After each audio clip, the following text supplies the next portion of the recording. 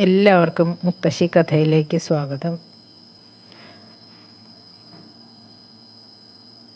ഇന്നും മഹാഭാരതത്തിൽ ഉള്ള ഒരു ചെറിയ കഥയാണ് പറയുന്നത്. അതിൽ പതിവ്രതോപാഖ്യാനം എന്ന് പേര് കൊടുത്തിട്ടുള്ള ഒരു കഥയാണിത്. കൗശികൻ എന്നൊരു ബ്രാഹ്മണനായ ഒരു താപസനുണ്ടായിരുന്നു. അദ്ദേഹം വലിയ പണ്ഡിതനും ധർമ്മശീലനും ഒക്കെ ആയിരുന്നു എന്നാണ് പറയുന്നത്. ഒരിക്കൽ അദ്ദേഹം ഒരു മരത്തിൻ്റെ ചുവട്ടിലിരുന്ന് ഇങ്ങനെ ധ്യാനിച്ചങ്ങനെ ഇരിക്കുമ്പോൾ മരത്തിൻ്റെ മുകളിലിരുന്ന ഒരു വെള്ളിൽ പക്ഷി എന്നാണ് പറയുന്നത്. വെള്ളിൽ പക്ഷി എന്ന് പറഞ്ഞാൽ കൊക്കിൻ്റെ വർഗത്തിൽപ്പെട്ട പക്ഷിയാണ്. കോട്ടയം ഭാഗത്തേക്ക് അപ്പം കൊക്കിന് വെളിര് എന്ന് പറയില്ലേ, ആ വെളിര് തന്നെയാണ് ഈ വെള്ളിൽ പക്ഷി എന്നാണ് തോന്നുന്നത്. അപ്പം ഈ പക്ഷി അതിൻ്റെ മുകളിലിരുന്ന് ഇദ്ദേഹത്തിൻ്റെ തലയിലേക്ക് കാഷ്ടിച്ചു. തലയിൽ എന്തോ വന്നു വീണത് നോക്കിയപ്പോൾ കാഷ്ടാണ് എന്ന് മനസ്സിലായി. അദ്ദേഹത്തിന് വേഗം ദേഷ്യം വന്നു. അദ്ദേഹം മുകളിലേക്കൊന്ന് നോക്കി, എന്താ പോയി മുകളിൽ നിന്ന് വന്ന് വീണത്, എവിടുന്നാ വന്ന്, ആരാ, എന്താ എന്നൊക്കെ നോക്കിയപ്പോൾ ഈ പക്ഷിയാണ്. താപസൻ്റെ ദൃഷ്ടി ഈ പക്ഷിയുടെ നേരെ പതിച്ചപ്പോൾ തന്നെ ആ പക്ഷി ചത്തു വീണു. അതിങ്ങനെ ചത്തു വീണ് കഴിഞ്ഞപ്പോൾ അദ്ദേഹത്തിന് വേണ്ടിയിരുന്നില്ല, പാവം ഒരു മിണ്ടാപ്രാണിയല്ലേ, അതിന് എൻ്റെ നോട്ടത്തിൻ്റെ ശക്തി കൊണ്ട് അത് ചത്തുപോയല്ലോ എന്നൊക്കെ ഒരു വിഷമവും തോന്നി, ഒരപരാധം തോന്നി ചത്തു വീണ് കഴിഞ്ഞപ്പോൾ. പക്ഷേ ഒരഹങ്കാരവും വന്നു.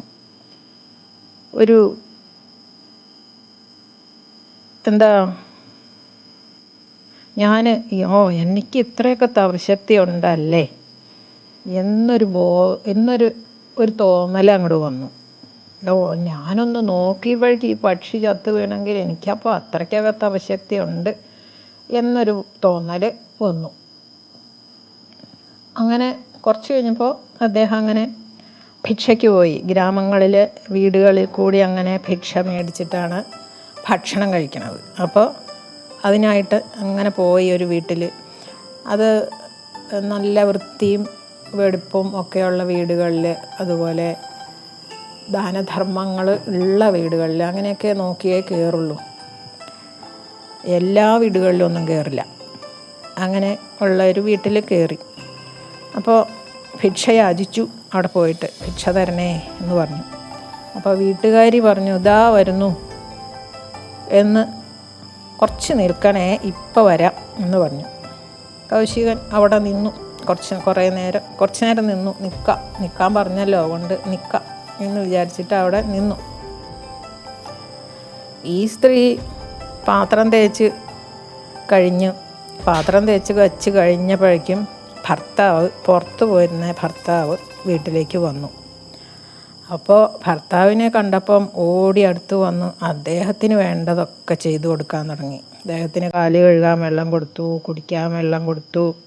അത് കഴിഞ്ഞ് വീശി, അത് കഴിഞ്ഞ് ഇലയൊക്കെ വെച്ച് എല്ലാ ഭക്ഷണവും അടുത്തിരുന്ന് വിളമ്പി കൊടുത്ത്, അദ്ദേഹത്തിൻ്റെ ഊണ് കഴിയുന്നത് വരെ അടുത്തിരുന്ന് സംസാരിച്ച് ഓരോ ഭക്ഷണവും വിളമ്പി അങ്ങനെ കൊടുത്ത് ഊണ് കഴിപ്പിച്ചു. അത് കഴിഞ്ഞ് ഭർത്താവിൻ്റെ അച്ഛനും അമ്മയും ഉണ്ടവിടെ.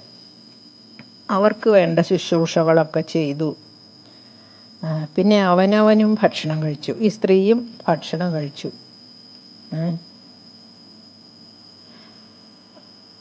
അത് കഴിഞ്ഞ് ഭർത്താവുമായിട്ട് അങ്ങനെ പിന്നെ സല്ലപിച്ച് അങ്ങനെ ഇരിക്കുമ്പോഴാണ് ഈ പുറത്തൊരു ആള് വന്ന് നിന്നത്. താപസൻ വന്ന് നിന്നിരുന്നല്ലോ എന്ന് പെട്ടെന്ന് ഓർമ്മ വന്നത്. അപ്പോൾ ആ ഓർമ്മ വന്ന അപ്പം തന്നെ അവൾ ഭിക്ഷയും കൊണ്ട് പുറത്തേക്ക് ചെന്നു. അപ്പം താപസൻ ഇങ്ങനെ ക്ഷമ കെട്ട് നിൽക്കുമായിരുന്നു. കൗശികൻ ക്ഷമ കെട്ടു. എത്ര നേരമായി നിൽക്കുന്നു. അദ്ദേഹം തുറിച്ചിങ്ങനെ ഒന്ന് നോക്കി അവളെ. നിൽക്കണം എന്ന് പറഞ്ഞിട്ട് എത്ര നേരമായി, എൻ്റെ കാര്യം മറന്നു അല്ലേ, നിനക്ക് ബ്രാഹ്മണരുടെ ശാപത്തിൻ്റെ ശക്തി എന്താണെന്ന് അറിയില്ല, അതുകൊണ്ടല്ലേ എന്നൊക്കെ ചോദിച്ച് ദേഷ്യപ്പെട്ടു. അപ്പോൾ ഗൃഹനായിക ചിരിച്ചിട്ട് സൗമ്യമായിട്ട് പറഞ്ഞു, ഞാനേ അങ്ങയുടെ ദൃഷ്ടി ഇതിങ്ങനെ തുറച്ചു നോക്കിയാൽ അങ്ങയുടെ ദൃഷ്ടി പതിക്കുമ്പോഴേക്കും അങ്ങോട്ട് മരിച്ചു വീഴാൻ ഞാൻ ആ വെള്ളിപ്പക്ഷിയൊന്നും അല്ല എന്ന് പറഞ്ഞു. അപ്പോൾ താപസന് പെട്ടെന്ന് അത്ഭുതമായി. ഇവളെങ്ങനെയാ ഈ കാര്യം, വെള്ളിപ്പക്ഷി ചത്തു വീണ കാര്യം ഇവളെങ്ങനെയാ അറിഞ്ഞു എന്ന് അദ്ദേഹത്തിനൊരു അത്ഭുതമായി. അപ്പോൾ അവളോട് ചോദിച്ചു, ലോകം ബ്രാഹ്മണരെ ഒക്കെ ബഹുമാനിക്കുന്നു, നീയാണെങ്കിലോ എന്നെ അവമാനിച്ചു എന്ന് പറഞ്ഞു.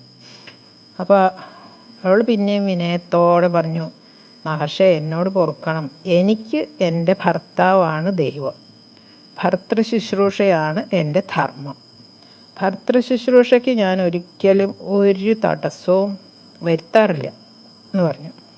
അപ്പോൾ ബ്രാഹ്മണനേക്കാളും വലുതാണോ ഭർത്താവ് എന്ന് ചോദിച്ചു ഈ കൗശികൻ. അപ്പോൾ ആ സ്ത്രീ പറഞ്ഞു, ബ്രാഹ്മണൻ എന്ന് പറഞ്ഞാൽ കാമക്രോധങ്ങൾ, കാമവും ക്രോധവും ഒക്കെ വെടിഞ്ഞ് ജിതേന്ദ്രിയനായിട്ട് ധർമ്മത്തിൽ അധിഷ്ഠിതനായിട്ട് സ്വാധ്യായമൊക്കെ ചെയ്ത് ജീവിതം നയിക്കേണ്ട ആളാണ്. അങ്ങ് തപസിദ്ധി നേടിയിട്ടുണ്ടെങ്കിലും ധർമ്മതത്വങ്ങളൊന്നും പഠിച്ചിട്ടില്ല. ആ മിഥിലാപുരിയിൽ ഒരു ധർമ്മവ്യാധനുണ്ട്, അങ്ങ് അവനെ ചെന്ന് കണ്ടിട്ട് ധർമ്മതത്വങ്ങളൊക്കെ ഒന്ന് മനസ്സിലാക്കൂ എന്ന് പറഞ്ഞു. ബ്രാഹ്മണൻ അതിൽ ലജ്ജ വന്നു. അപ്പോൾ ഇവൾ ഇങ്ങനെ പറയണ കേട്ടപ്പോൾ തനിക്ക് ധർമ്മം അറിയില്ല എന്നാണല്ലോ പറയണേ. അപ്പോൾ ലജ്ജയായി. അപ്പോൾ ഈ ധർമ്മവ്യാധൻ എന്ന ആൾ എവിടെയാണ് എന്ന് അന്വേഷിച്ച് മിഥിലയിലേക്ക് പുറപ്പെട്ടു. ജനക മഹാരാജാവിൻ്റെ നാടാണ് മിഥില. നാടിൻ്റെ ആസ്ഥാനാണ് മിഥിലാപുരി. മിഥില നഗരത്തിൽ കൗശികൻ അന്വേഷിച്ച് നടന്ന് ധർമ്മവ്യാധനെ കണ്ടുപിടിച്ചു. അവനിങ്ങനെ ഒരു തെരുവിൽ ഒരു മാംസക്കട നടത്തുകയാണ്. മാംസം വിൽക്കണ പണിയാണ്. ജന്തുക്കളെ കൊണ്ടുവരണ മാംസം വിറ്റ് ജീവിക്കുക. ഇവനാണോ ധർമ്മിഷ്ഠൻ എന്ന് ആദ്യം തോന്നി കൗശികന്. ഈ ഇറച്ചി വിൽപ്പനക്കാരന് എന്ത് ധർമ്മമുള്ളത് എന്ന് ആദ്യം മനസ്സിൽ തോന്നി. അത്ഭുതമായിട്ട് അങ്ങനെ വ്യാധനെ നോക്കി അങ്ങനെ കുറച്ച് ദൂരെ മാറി നിന്നു. അപ്പോൾ അവിടെ ചെന്ന് കഴിഞ്ഞപ്പോൾ ഈ ഇറച്ചി കച്ചവടക്കാരൻ്റെ കടയിൽ ഭയങ്കര തിരക്കാണ് ഇറച്ചി വാങ്ങാൻ വന്നവരുടെ. അപ്പോൾ അത് തിരക്കൊഴിയട്ടെ എന്ന് വിചാരിച്ചിട്ടും കുറച്ച് ദൂരെ മാറി നിന്ന് അപ്പോൾ ഈ ധർമ്മവ്യാധൻ കൗശികൻ അവിടെ അങ്ങനെ കാത്തു നിൽക്കുന്നത് കാണുകയൊക്കെ ചെയ്തു. ആദ്യം തന്നെ കുറേ തിരക്കങ്ങോട്ട് ഒഴിഞ്ഞപ്പോൾ അയാൾ ഈ കൗശികൻ്റെ അടുത്തേക്ക് വന്നു. അപ്പോൾ ആ ഗൃഹനായികയുടെ ഉപദേശം അനുസരിച്ചിട്ട് ആണല്ലോ അങ്ങ് വന്നത് അല്ലേ എന്ന് ചോദിച്ചു. അപ്പോൾ അങ്ങേക്ക് സ്വാഗതം, ഞാൻ എന്താ അങ്ങേക്ക് വേണ്ടിയിട്ട് ചെയ്യേണ്ടത് എന്ന് ചോദിച്ചു. അപ്പോൾ അപ്പോഴും കൗശികൻ അത്ഭുതമായി. അതെങ്ങനെയാണ് ആ ഗൃഹനായിക പറഞ്ഞിട്ടാണ് ഞാൻ വന്നതെന്ന് ഇയാൾ എങ്ങനെയാണ് മനസ്സിലാക്കിയതെന്ന് അത്ഭുതമായി. അപ്പോൾ ധർമ്മവ്യാധൻ പറഞ്ഞു, വിഷമമില്ലെങ്കിൽ നമുക്ക് നമ്മുടെ വീട്ടിലേക്ക് പോവാം, ഇവിടെ അങ്ങേക്ക് പറ്റിയ ഒരു അന്തരീക്ഷമല്ല, അതുകൊണ്ട് നമുക്ക് നമ്മുടെ വീട്ടിലേക്ക് പോവാം എന്ന് പറഞ്ഞു. അപ്പോൾ അവർ രണ്ടാളും കൂടി ആ ധർമ്മവ്യാധൻ്റെ വീട്ടിലേക്ക് പോയി. അയാൾ ഈ കൗശികനെ വേണ്ട പോലെ ആദരിച്ച് ഇരുത്തി.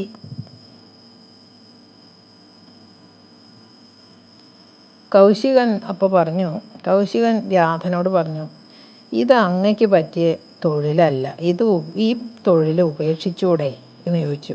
ഈ ഇറച്ചി വിൽപ്പന അത്ര ശരിയല്ല, ആ പണി അങ്ങോട്ട് വേണ്ടാന്ന് വെച്ചൂടെ എന്ന് ചോദിച്ചു. അത് കൗശികൻ അത്ര ഇഷ്ടമായില്ല, ഈ ഇറച്ചി വിൽക്കണ സംഗതി. അപ്പം അത് ഉപേക്ഷിക്കാൻ പറഞ്ഞു. അപ്പോൾ അയാൾ പറഞ്ഞു, ഇതെൻ്റെ കുലത്തൊഴിലാണ്, ഞാൻ എന്തിനാ ഇത് ഉപേക്ഷിക്കണേ? അവനവൻ്റെ കർമ്മം അവനവൻ അനുഷ്ഠിക്കണം. ഇത് പാരമ്പര്യമായിട്ട് ഞങ്ങൾ ചെയ്യണ ജോലിയാണ്, അതെന്തിനാ ഞാൻ ഉപേക്ഷിക്കണേ എന്ന് ചോദിച്ചു. അവനവൻ്റെ കർമ്മം അവനവൻ ചെയ്യുക, അതാണ്. ബ്രാഹ്മണൻ, ക്ഷത്രിയൻ, വൈശ്യൻ, ശൂദ്രൻ ഈ വിഭാഗങ്ങൾക്കെല്ലാം അവരെല്ലാം ചെയ്തു പോരുന്നത് ഇത് തന്നെയാണ്. ഞാൻ കൊല്ലാറില്ല, മാംസം ഭക്ഷിക്കാറുമില്ല. ഇവിടെ കിട്ടണ ഇറച്ചി ഞാൻ വിൽക്കണു, വാങ്ങാൻ വരുന്നവർക്ക് കൊടുക്കണം. അതിൻ്റെ പൈസ മേടിച്ചിട്ടാണ് ഞാൻ എൻ്റെ ഉപജീവനം കഴിക്കണത്. ഞാൻ മാംസഭക്ഷണം കഴിക്കാറുമില്ല. പകൽ മുഴുവനും ഉപവസിച്ചിട്ട് രാത്രി ഒരു നേരം മാത്രമാണ് ഞാൻ ഭക്ഷണം കഴിക്കുന്നത്. പകൽ മുഴുവനും ഭക്ഷണം കഴിക്കാറില്ല എന്ന് ചുരുക്കം. രാത്രിയിൽ ഒരു നേരെ ഈ ധർമ്മവ്യാധൻ ഭക്ഷണം കഴിക്കാറുള്ളൂ എന്ന്. എൻ്റെ ധർമ്മം എൻ്റെ മാതാപിതാക്കളെ ശുശ്രൂഷിക്കുകയാണ്. അത് ഞാൻ ഒരു തടസ്സവും കൂടാതെ നിർവഹിക്കുന്നുമുണ്ട്. വയസ്സായ അച്ഛനും അമ്മയും, ധർമ്മവ്യാധൻ്റെ വയസ്സായ അച്ഛനും അമ്മയുണ്ട് വീട്ടിൽ. അവരുടെ കാര്യങ്ങളെല്ലാം നോക്കിയിട്ടാണ് ധർമ്മവ്യാധൻ ഇറച്ചി വിൽപ്പനയ്ക്ക് പോണത്. വന്നു കഴിഞ്ഞാലും അവരുടെ കാര്യങ്ങൾ അന്വേഷിച്ചിട്ടേ ഭക്ഷണം കഴിക്കാറുള്ളൂ. അപ്പോൾ അത് കൗശികൻ്റെ ആവശ്യപ്രകാരം ആ സ്ത്രീ പറഞ്ഞതുപോലെ ഈ ഹിംസ, ബ്രാഹ്മണധർമ്മം, അതുപോലെ ഇന്ദ്രിയ നിഗ്രഹം, അതുപോലെയുള്ള കർമ്മഫലങ്ങൾ, ജീവൻ്റെ നിത്യത, അങ്ങനെയുള്ള ഒരുപാട് അറിയാത്ത കാര്യങ്ങളെ പറ്റിയൊക്കെ